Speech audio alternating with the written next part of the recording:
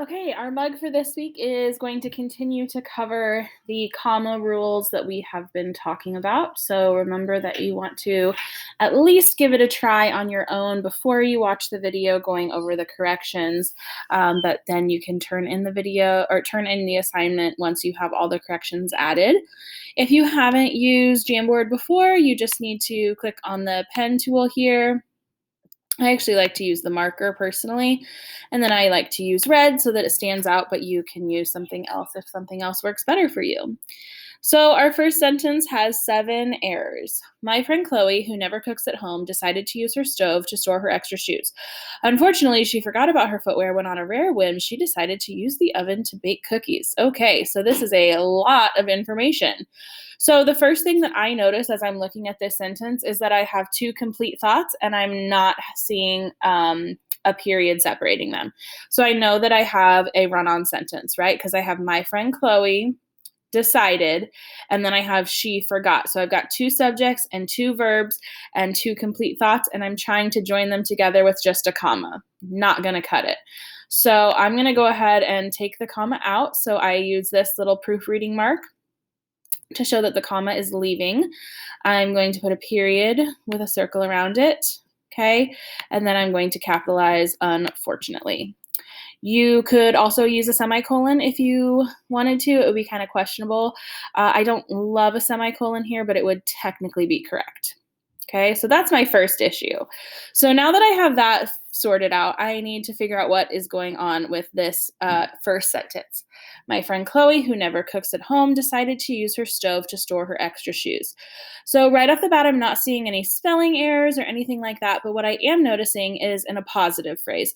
So if you remember, we've seen these several times. It's basically a non-essential part of the sentence, right? Because really what I'm talking about is my friend Chloe. And what did she do? She decided to use her stove. So this whole section, who never cooks at home, you don't actually really need that for the sentence to grammatically make sense. So I'm going to set that off with commas on either side, and that just shows that it's non-essential information. Okay, then I have for the second sentence, unfortunately, she forgot about her footwear when on a rare whim, she decided to use the oven to bake cookies.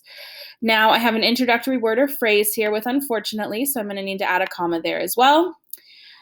She forgot about her footwear when, on a rare whim, she decided to use the oven. So again, I have an extra phrase that is non-essential. Okay, if I took this out on a rare whim, this is one of those prepositional phrases, and if I took that out, this sentence would still make sense. So I need to put a comma behind when, and I need to put a comma behind whim. That just shows, again, this is a non-essential part of the sentence and I don't have to have it. I guess technically you could just take it out, but I think the commas are better because it does add context to the sentence, but it's not grammatically necessary. So those are your 7 errors in your first sentence. Next, the second sentence, the stench of melting dripper, the stench of melting dripper. Wow, guys, I can't talk. The stench of melting, dripping rubber soles filled the apartments in the girls' building. Everyone evacuated.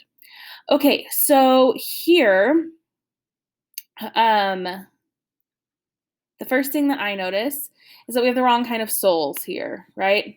So we're not talking about like your soul, like your spirit, right? We're talking about the soles of shoes. So I need to change this to SOLES first and foremost. Okay. Okay. The next thing that I notice is that I have 2 adjectives here. I have melting and dripping that are both describing the rubber soles. Now, another comma rule that we haven't really had a chance to talk about yet is when you have 2 adjectives that both describe the same noun, you have to put a comma between them. So melting and dripping both describe the rubber soles. So I need to put a comma between the 2. All right, next I am looking at the fact that I have a bit of a run-on sentence here. Okay, sorry about that. My kids came running in. Okay, so the next thing that I notice is that this here, girls' building, well, this would be if there's more than one girl. but we're just talking about my friend Chloe. So we don't necessarily need it to refer to more than one girl. So what we need to do is move that apostrophe, and it will be girl apostrophe S. So it's just describing her building, right? Because maybe there's more than one girl that lives there, but we don't really know that for a fact. Okay. Then next, I'm noticing that I again have a run-on sentence here because I have the stench filled the apartments and I have everyone evacuated. Again, 2 subjects, 2 verbs, 2 complete thoughts, needs to be separated by something. We're not even trying here with a comma. So we need to add a period. Okay, now my dog is whining. I'm so sorry.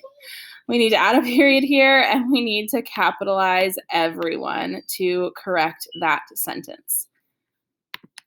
Okay, so that's it. 7 in the first sentence, 5 in the second sentence. Make sure that you turn this in once you have your corrections made, and let me know if you have questions.